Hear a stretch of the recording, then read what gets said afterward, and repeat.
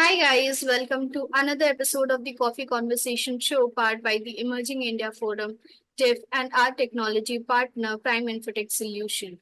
It's startup series, and today's theme is from film to game design, exploring creativity. I am Jolly Singh, co-host at Coffee and associate with Prime Infotech Solution. And today we are excited to sit down with Saptesh Kedar Chaubal, co-founder and director of One-Eyed Octopus Studios Private Limited, a design studio based in Pune, India. With a unique background in gamification design and award-winning filmmaking, Saptesh brings a wealth of creativity and expertise to his role. From pioneering hyperlocal restaurant management systems to captivating audiences with animated films, Saptesh's journey is as diverse as it is inspiring. A very warm welcome to you, sir. Thank you. Thanks a lot. Thank you for having me. It's our absolute pleasure, sir. Sir, so before we delve directly into the conversation, let me just explain you briefly about the flow. We will be having three rounds in total today. The first will be the professional questions round. The second will be the personal questions round, and we end the entire conversation with a very fun rapid fire round. At the end of the round, if you answer really well, we also have a like small surprise Okay. uh, ready for you. So please embrace yourself and let's get started Sure. with the very first round, which is the professional questions Mhm. round. And my very first question to begin with is as a gamification designer and award winning filmmaker, how do you leverage your skills and experiences in both fields to enhance your work at One Eyed Octopus Studios? Yeah. Though I'm a gamification designer, the core of gamification design is still technology. One Eyed Octopus Studios is primarily a game design and development studio, and because we are a development studio as well, we do we cover all sorts of technology as well. So gamification becomes the design side of things, and the technology becomes the technical side of things. So those two go hand in hand. And my formal background is animation and game design. So I come from a visual storytelling background. So that sort of helps overall in the way, and it sort of weaves in through whatever we are doing, may it be internal projects or client-based projects. So that's how things go hand in hand. Okay, so you have a project called Swarajyaverse. So can you Yeah. share the inspiration behind Swarajyaverse being an Yeah. interactive game on Maratha history, and how Yes. is the government supporting it exactly? Sure, sure. Right now, this is a working title. We're primarily building a game on Maratha history, on Indic history, but because I'm from Pune and Mumbai, Yeah. Maratha history is very accessible for us. So we're starting off with Maratha history. Um, we're building a complete ecosystem around it. So it won't be just a computer game. We have mobile applications, experience applications. We are doing podcasts. We are doing speaker events, live speaker events. We are in fact even heading into travel and tourism in terms of heritage walks and historical tourisms, etc., etc. So the whole idea behind it started because of it started way back when I was a kid. I used to play games quite a lot. One of the games I played quite a lot was Age of Empires, and Age of Empires did a lot of Yes. Greek history, Roman history. They did a Yeah. lot of good um, Western history. They covered a lot of Western history. And in school, we've been taught about the Mughals, and the Mughals have always been shown as people as kings who ruled most of India and everything. But locally, when you roam around in the cities, you roam around in the historical spaces, there's a lot of Indic kings that are around us as well, especially where I'm from, Maratha history. Yeah. Maratha started off from Pune, sort of. Right. So there's a lot of history in Pune, in and around Pune, and visiting all the forts in Pune, around Pune. This sort of got me into thinking that uh, in the interactive medium, no one has really touched Indic history as yet. There's a lot of movies. There's a lot of movies on history, on Indic history. There's a lot of books. There's a lot of TV serials. But interactive content is something that has not been touched upon. So that is how the whole idea about exploring Indic history from an interactive medium came into play. For two things primarily. For Indians who know Indic history, this is a new medium that we're giving them, that they get to explore something like the Battle of Sinhagad or the Battle of Manalgarh from an interactive medium. And people who know in the interactive medium, per se, the Western setups, where they play games regularly, they know historical games and everything. From a content point of view, they're getting a new content to play around. So that's how the whole idea about uh, delving into Maratha history or delving into Indic history from an interactive point of view came into play. So while we were planning all this, this was during the lockdown, and the lockdown, everyone had a lot of time. So we Yes. did a lot of design workshops, and we did a lot of planning of what to do and what not to do, sort of things. So this is something that we were working on. Around the same time, there is this government body called STPI, Software Tech Parks of India, and it is under the Ministry of IT and Technology, and they're set up all across India. Pune has a focus on automobile sector. Likewise, other cities have different focuses. Around that time, Software Tech Parks of India started promoting the Northeast from an interactive technology point of view. So we just applied over there. We had a meeting. We had a pitching event with those guys. They liked our idea. We included an educational angle to this, like because we are dwelling in history, we have to see to it that it is the correct history that is put forward and not something that is fictionalized and half-baked. So that is something that they like. That is something that they wanted to take forward. So now we are in talks with STPI in terms of how to go ahead. But yes, if STPI has sort of given us a green signal on this project, and that means a lot to us because it's a government agency which is supporting us on something that is very close to us. Um, with your background in animation and film, how do you approach storytelling in your game design projects? Also, like in Swarajiverse, you are like Mhm. going to tell the story of the Maratha Empire, like Yes. mainly, and then also delve around the Indian history wherein the Indian rulers Yeah. ruled. So how are you approaching it?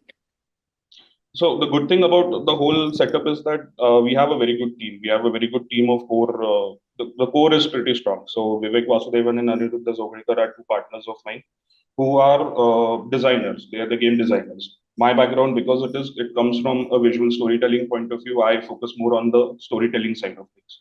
Usually, what happens in a lot of games is that there are very good designers who make very robust games, but they lack storytelling to an extent. Or if, say, for example, a storyteller is creating a game, it is very strong in a story point of view, but the game mechanics are somewhere that they fall. So over here, we have a strong, I would say we are balanced to an extent where we have good designers who will focus on the game mechanics side of things. And me and my team can focus on the storytelling telling side of things and the research side of things as well. So that's where we sort of complement each other as a team, and the storytelling and the game mechanics go hand in hand. What role does interactive content play in today's digital landscape, and how do you see it evolving in the coming future? We like I as we as Indians or India as a country or even the world, we've taken up interactivity quite well. I mean, in recent times, a lot of things are interactive. There's a lot of interactivity happening in the ad space. In fact, gamification, the textbook definition of gamification is that using game concepts in non gaming contexts. So, for example, in the health and wellness field, in finance, in marketing, things like that. So we do work with a lot of companies where they engage their customers or their end user or even their employees. And for better engagement, we sort of create serious games for them. So interactivity to an extent has been used in bits and pieces since I'm guessing the 60s and 70s and whatnot. But it's just that because of gamification as a it's a very recent formal educational setup. So we're formally setting up educational things from a gamification point of view. So it's a structured process now rather than just a hit and miss thing. See if it works, see if it does not work, sort of. So yeah, interactive. I see a lot of things happening in the interactivity space, and a lot of companies or organizations engaging with their end user through interactivity, and Yeah, it becomes a very good, robust situation for both the company as well as its end user. and definitely so. Yeah. Um, How do you balance creativity and business acumen in your role as co-founder and director at One-Eyed Octopus Studios? My background being a very hands-on background, like gamification, game design, as well as animation. When we started this company, I used to be part and parcel of every project there was. Like I used to be hands in the project. I used to design something. I used to work on some animation and things.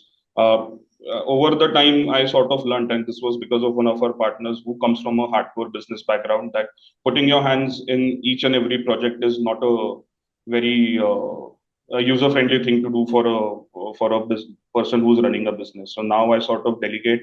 There are only select few projects like Swarajya, for example, where I'm hands-on in the project. Rather, the rest of the projects I'm delegating, or I have a team that works on it. So yeah, that's how I'm trying to balance things out over here.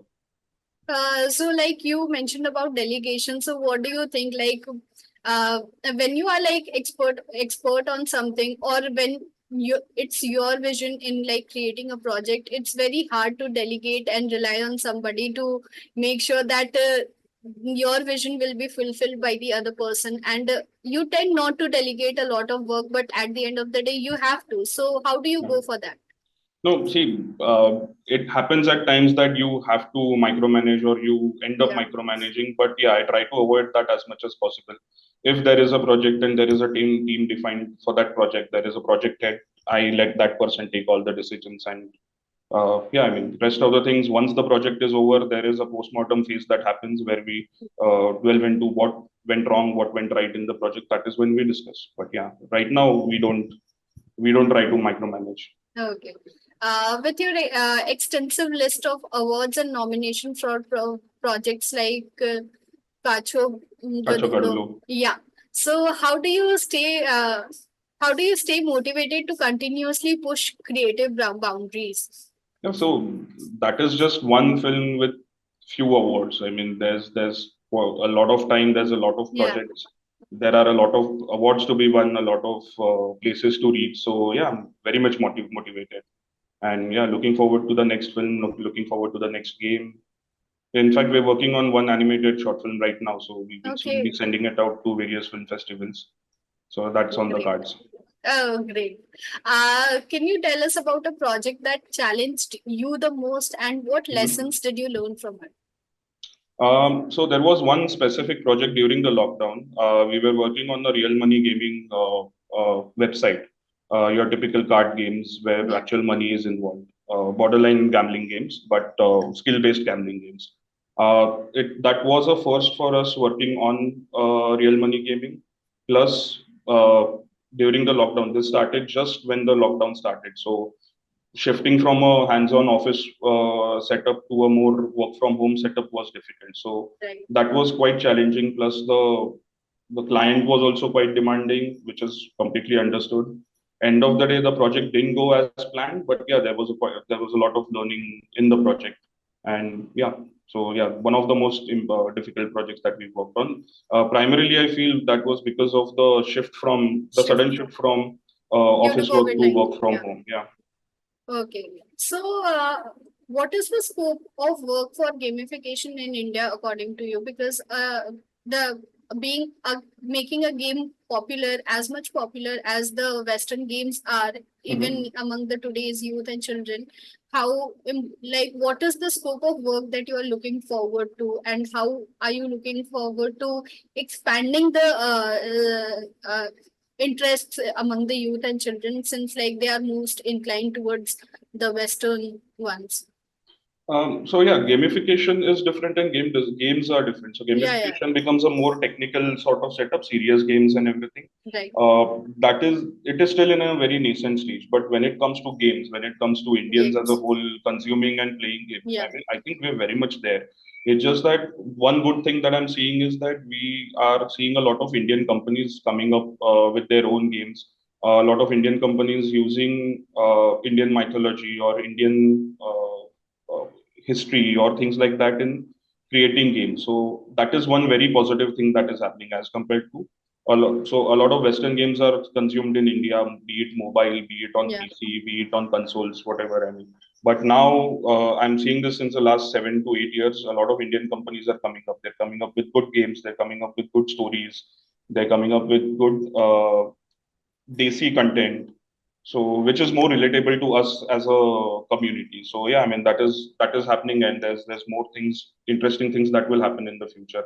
That's how we started planning on Indic history games, because we wanted to be one of the first few people who were trying to get into that genre.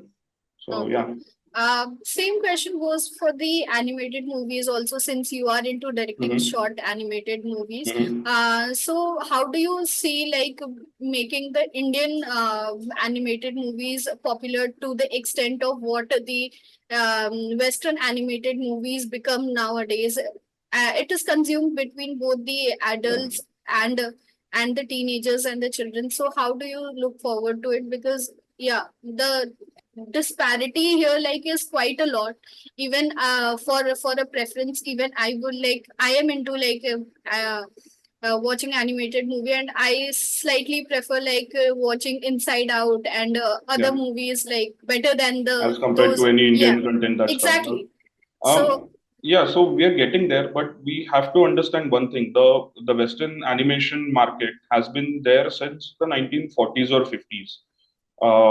Indians did try in bits and pieces to come up with animated content, but everything depends on demand and supply. And the producers and the distributors over here demanded that we have more live action content, more rom coms, more action movies, and such, as compared to animation. Because overall in India, till I would say the last 10, 15 years, animation was looked at as a uh, छोटे बच्चों का movie sort of thing. right. Nobody looked at animation as mature content. You look at anime or animated content that comes out of Japan and Korea. You look at the current animated content that is coming out of the West. It is made for people who are about 20, 25 years of age. It Right. is made for people who are in their mid 30s. So that is something that India is slowly getting the hang of. We did try coming up with good animated content. I remember in the around 2010, 7, 8, 9, 10 के आसपास, there was one company based out of Pune who did create a movie which was completely made in India. I keep on forgetting the name of the movie, but yeah, I mean, we did try. Now, slowly, we are getting the hang of it. We are coming up with animated content. There are good studios, animation studios that are being set up in India. The Western audience is looking at India from a content creation point of view. And again, as I said, the end of the day, everything depends on the demand and supply thing. There are distributors, there are producers who are looking into India. There's more funds that are coming into India from a creation point of view. So as long as there is this ecosystem, we will be creating good content, and we'll get there. I have that feeling. Definitely. Whom do you follow from the world of animation and gamification in India and international? So there's no individual that I follow as such. I mean, there are companies like Pixar, and there's DreamWorks and Right. all, which I follow their content quite a bit. What they do brilliant is that they have a short film between every film, so they are never out of context. So you have a good film that is being made for like 3 years, then in between, while the next film is being made, they have got 2, 3 short films that come out, which are also very relevant to the market, which do the rounds of film festivals. So that is quite interesting that they do. From a director point of view, I follow this one guy called Wes Anderson. I follow his films, like his way of direction, his content. Though he is also in live action, he does animated from a stop motion animation point of view as well. So that is something that I follow quite a bit. Okay. So last question, sir, for the round. That what advice would you give to the So the aspiring? earlier question I just wanted to add in Yes, terms of please. gamification, I follow and I've learned gamification from this guy called Kevin Webber. Okay. He teaches at the University of Pennsylvania. He's got courses online. So my formal education in gamification has been through him, because there are no structured courses apart from that in recent times. So yeah, Hmm. that is one thing. And on the game side, all the major AAA title studios is something that we look at. Now we're looking at some Indian studios as well. Right. And again, I'm just plugging this in, but my juniors from my college have also a very successful game which is out in the market called Raji. It's based on Indian Oh, mythology, so that is also a okay. very good thing. Okay, sir. So again, so last question Yeah. for the round, that what advice would you give to the aspiring entrepreneurs looking to venture into the world of gamification and interactive content creation? Your juniors followed you, so like, Yeah. So there's no structured advice as such. I mean, it's still you do your formal studies, you work for a bit, and then if you have the courage, jump in. I mean, only when you jump in, you get to you understand what to do, what not to do. right, We sort right, of right. did that. We jumped in. We got hit quite a few times in the process, but now we've sort of found our way and we are heading ahead. So yeah, I mean, You just it's figured a out. yeah, we figure it out on the way. And now, as compared to 10 years back, there's a lot of courses. There's a lot of help. There's a lot of support in the market. So which is good for the industry as a whole. Right. Uh, that is it for the professional questions Mm-hmm. round. We are towards our next round, which is the personal questions round. And my Sure. very first question would be about your former days of school and college, and how your journey has been till now. Yeah, journey's been good. I'm originally from Mumbai, so I studied a bit in Mumbai. Then we moved to Pune. I finished my junior college and everything in Pune. Luckily, around that time, DSK set up Infocom India, which is a French school. The Mm-hmm. English-speaking campus was set up in Pune. So we got in over there. I think I'm privileged in a way where I got the best of animation and game design as an education because the school was new. We had European trainers who were from the industry and less students, so the focus was more. And we got to interact with industry professionals. We got to work with industry professionals. So yeah, I mean that was a blessing. And college life was good. 3 years in a hostel. Hmm. Who's complaining? Right. Absolutely not.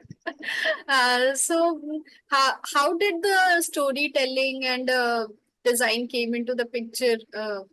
Like, was it there all along the childhood? You were interested in like designing and Maybe. storytelling. I mean, I was always interested in history. I don't remember being interested in storytelling and everything. I used to play a lot of games. So that was one driving force that I had. And after my junior college, I was attempting medical CET. While that was happening and I had time, I just joined the normal animation course just to keep myself busy. And that Okay. sort of pivoted me into going full time into animation and game design. So yeah, I mean it happened by chance, but I'm happy about that. Okay. So what do you enjoy doing in your leisure time and when you're not immersed in your work-related activities? The usual stuff. I mean, read. I usually read. I tend to travel a lot with friends, with my wife, with my sister whenever she's in India. Um, I'm a huge foodie, so we tend to travel with food in our mind, like where to get what and how to reach there. So that Okay. happens a lot. Reading becomes a very huge part of what we do because that sort of helps in the this thing as well, in the work Right. side as well. Apart from that, your usual stuff, watching OTT, watching content and things like that. Okay. So like so do you like also consume a lot of animation and animes and Yes, I watch a lot of anime. okay. Animation is also whenever there's a new film out, I make it a point to watch it in the theater, not at home. Anime is something that I follow Japanese content quite a bit, so I have quite a lot of figurines that I collect. I've read and seen a lot of Right, animes right. and mangas. So yeah, that is an ongoing thing that keeps on happening. So like are you like updated with all the animated? I Uh-huh. am like into animated movies a lot. So Okay. my question is like I am biased towards animated movies now that you are sitting in front of me, and anime is like I don't have a lot of idea about, like it's brothers thing. I think. Yeah. No, no, Right. anime is fun. Anime, so Japanese content is more towards the mature audience. Right, right, right. Even Shinchan, for example, it got released in India as a kids Right. show. But It's it is not meant not. for kids. It's It's meant not. for 30 plus people. And that was something wrong that happened at our end where the children started mimicking Shinchan and it got a lot Right. of bad rep. But yeah, I mean, it's not meant for kids. Most of the animes are not meant for kids. On the Western side, I am trying to get up to date with whatever is happening on the animation side. I Mm-hmm. still haven't seen the latest Kung Fu Panda movie. I still have to see the second Inside Out Okay, movie. you should, like, So it's yeah, really yeah. nice. I know. I have to watch it. Maybe next month or so when I get time, I'll watch it. The bad thing about working in animation and working in game design is that you then don't get to play too much of games, or you don't get to watch too much of content because you're working all half the time. So So, yeah, like, yeah, you are just like bursting one of the myths of working I in the know it's a industry. huge myth. Like I've had people who come up to me like, I like playing games. Can I want to get into game design? I'm like, no. Yeah. Unless and until you like working on Excel sheets and working on documents and everything, then you can get into game design, because half the time you're either creating design documents or you're creating balance sheets, and you spend half the time on Microsoft. So yeah, it's a huge myth. Okay. So, how do you incorporate elements of play and exploration in your daily life outside of work? So my back, I am actually doing what I'm loving. I'm playing games and making games. So that sort Right. of there is a I don't have to have separate time for play and separate type for time for work, and also it just happens together. So just before this call, I was playing a few games. I was just understanding those games because we're working on a project which is in that genre. So I was enjoying what I was playing, at the same time I was working as well. So I'm happy doing both at the same time because I am in that field and I'm liking what I'm doing. Okay. So, who has been your biggest source of support and inspiration throughout your entrepreneurial journey? Support would be my parents for sure, because both my parents were people with jobs, and someone who's getting into a business, it's a new thing, especially for someone who's never understood business as such, or who's been a job person their whole lives. My sister has been a huge this thing. Now that I'm married, my wife is a huge support. In fact, she works with me on a few projects as well. We work together as well on the production side of things. My in-laws have been a huge support because they've known business since day one. So I've understood business a lot from them as well, plus other family members. So it's been a nice, happy family who's been supporting me and helping me all across the way wherever possible. So, since like your parents were from the job background and everything, and you like when you were getting into the business, you were not getting into some traditional business, but No, not at into all, not at all. games and Yeah. animation, which is not very Yeah, half the popular. time I had Yeah. to make them understand what this field is, how this field is going to go ahead, and what is happening currently. And now they know. So, Now that like they're seeing the it must awards, now have they're been seeing very the released challenging. content. It was challenging. It was fun though, because in a way I was getting to talk about something that I'm loving doing. Right. So it was fun. I mean, and they've been supporting throughout. Even if they don't understand the thing, they'll ask few times more, but they'll make sure that they understand what I'm doing. And So that's yeah. so sweet. Do you have any favorite hobbies or interests that people might not expect from a gamification designer Uh, and filmmaker? Yeah, I mean, I like to watch Marathi plays quite a lot. Like, I go to Okay. theaters, and this is primarily because of my wife. She is a huge theater buff, and I sort of joined in, and now I'm enjoying. So that is completely disconnected from game design and anything and everything. And usually, you won't find game designers or, watching theatrical plays and whatnot. So yeah, I mean, that sort of helps me unwind as well. Uh, so you just also mentioned that your traveling is all about food. Where am I getting what? So any experience, any suggestion, anything like you would like to share? In India, outside India. In India, let's do that. Oh, so I've tried weird stuff as well. Like Oh, there, you have I have tried that Fanta Maggie. the ant chutney in Andhra. Oh, That is something that I'm never trying again. But I've traveled across India from a food point of view. I've traveled outside India from a food point of view as well. I think the most interesting stuff I've had till now is I've had whale meat in Iceland, and whale meat. whale meat in Iceland, and I've had fried grasshoppers in Korea. Very interesting. Never trying that again. But yeah, and very and interesting. like you get the exotic food in Thailand, I guess. Yeah, Yeah, yeah. if I'm So right. the So northern Thailand has more exotic food because it borders with Vietnam and I don't know Vietnam, but Laos for sure. yeah, Sorry, Cambodia and Laos. So I had those. You must have seen those rice wine with snakes in them. I did. Yeah. So I've I had one did. shot of that when I had gone How to was northern it? Thailand. It was okay. It was not something that you would have again, but yeah, It experience. looks scary. And what It about is. the crocodile meat, the barbecue? No, I haven't had crocodile meat as yet. Okay, like a whole different discussion it can be like. No, travel is something I'm very passionate about. So I've traveled almost all around the world. I've driven in most of the countries. So we Okay, backpack quite a lot. Whenever me and my sister are traveling or me and my wife are traveling, we tend to backpack quite a lot. So okay. that's how you get the actual local experience. That we stay in hostels, we stay in Airbnbs, and we try local food, we try local experiences, things like that. You Not your do that with typical. the kids? No, not yet. Okay. Then like it's Yeah. I No, thought but like even after that, for sure. I mean, everyone needs to start young. okay, yes, for sure. Uh, how do you envision the future of gamification and interactive storytelling shaping our society? It is shaping our society to an extent. I mean, you must have seen this shift since the 90s to right now. I mean, we are uh, a more interactive society technologically as compared to what we were in the early 2000s or something. So, and everything is to an extent natural. It is happening though with the advent of social media, things are being forced. Right. There is a proper push that happens, but yeah, organic we have, and interactivity is here to stay. I mean, and it has been proven scientifically that the interactivity overall is better from an education point of view as well, as compared to just consuming content from a reading point of view or a visual point of view. Interacting with content is always more. There's more callback to that. So, Hmm. using interactivity, for example, in training institutes, in technical training institutes like your um people who are taught how to handle live wires and electricians and everything. Them getting to learn something without risking their lives through an interactive medium always works wonder compared to directly jumping onto something which is risky and getting hands on with that.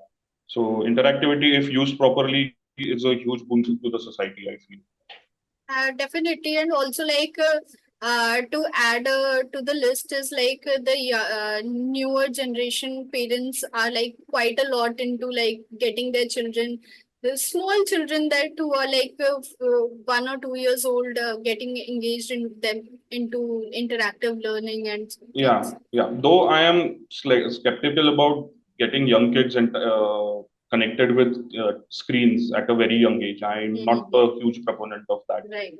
But yeah, I mean, say after age 4 or 5, it is. I feel that is okay. Though I'm not a expert on that, but yeah, Yeah. this is what I personally feel. Like young kids shouldn't have access to too much of screens. Point. Same. Uh, But yeah, but the thing like it's evolving way it too is. It faster. is. It is. Huh.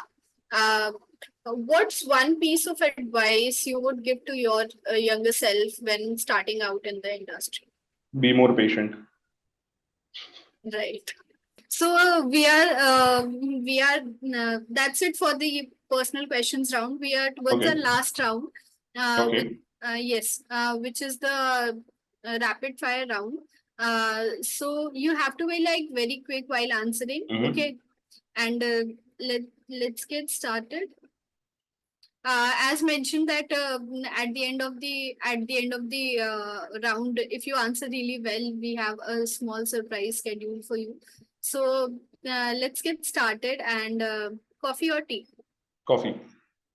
Early bird or a night owl? Night. Favorite tech gadget? Mobile phones. Favorite game? Age of Empires, hands down. Favorite animated movie? Favorite Ramayana, the 1990s version. Okay. And last but not the least, favorite anime? Favorite anime, Bleach. Okay. Most memorable travel. Trip. Iceland, for sure, Iceland. One word to describe your work style. One word to describe my Work style. work style. Scattered. Okay. Interesting. Favorite digital tool or software. Adobe. Best advice you have ever received. Again, be patient. A hidden talent you have. I don't know. Okay, it's still hidden. It's still Uh, hidden. okay. If not gamification and animation industry, so which industry would you be Medical field, either on the research side, maybe on the research side, mostly on the research side. in? Okay, so your role model. My parents. Okay.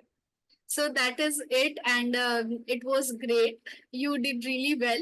Thank you. Yeah, like being the host of the coffee conversation, you really were great. As promised about the gift, we have an ebook for you. Oh, great. Yes. So our team will be getting in touch with you and Sure. getting your mail address, and we would be sending Definitely. you the ebook signed by the author himself Great. with other goodies as well. So be patient, Will be do. patient, be patient, and like you will be receiving them very soon. And apart from that, sir, thank you so much for Oh, joining. thank you. Yeah. It has been a great pleasure having you on this show.